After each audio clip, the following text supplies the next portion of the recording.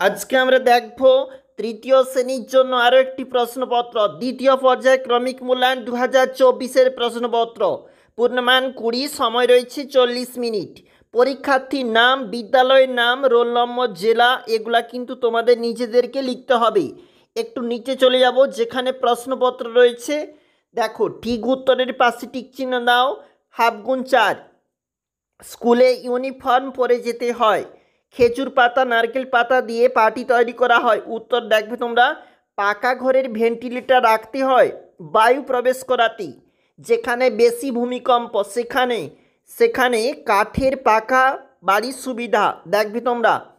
এরপরে নিচে কিন্তু রয়েছে শূন্যস্থানে বক্সে শব্দ বসাও।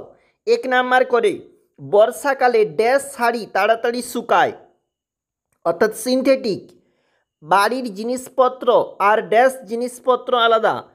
এবং দেখবে অর্থাৎ স্কুলের পাকা ঘর বানাতে ইট লাগে, গরমের দিনে চড়া রোদ আটকায় ছাদ।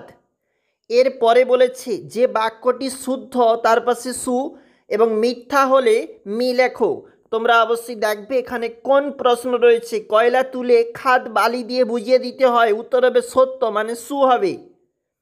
দেখো চলে যাচ্ছি পরের পেজে। এটা হচ্ছে 2 নম্বর পেজ।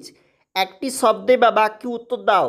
বর্ষাকালে কি ব্যবহার করতে হবে? রেনকোট। তোমরা অবশ্যই দেখবে কি রয়েছে। আদিম মানুষ কি দিয়ে পোশাক পরত? কোন ধরনের? ছবি আঁকতে কি কি লাগে? Rubber, pencil. তোমরা অবশ্যই দেখবে। পিয়নের কাজ কি? জীবিকা কাকে বলে? এছাড়াও প্রশ্ন, সংক্ষিপ্তধর্মী প্রশ্ন, কাঠের কাজ করতে কি কি জিনিস লাগে? ভূমিকম্প এলাকায় কী ধরনের বাড়ি তৈরি করতে হবে এবং সুবিধা লেখো। চিঠি পাঠাতে গেলে কি কি লিখতে হবে? অনেক পরিবার ঠিকানা বদলায় কেন?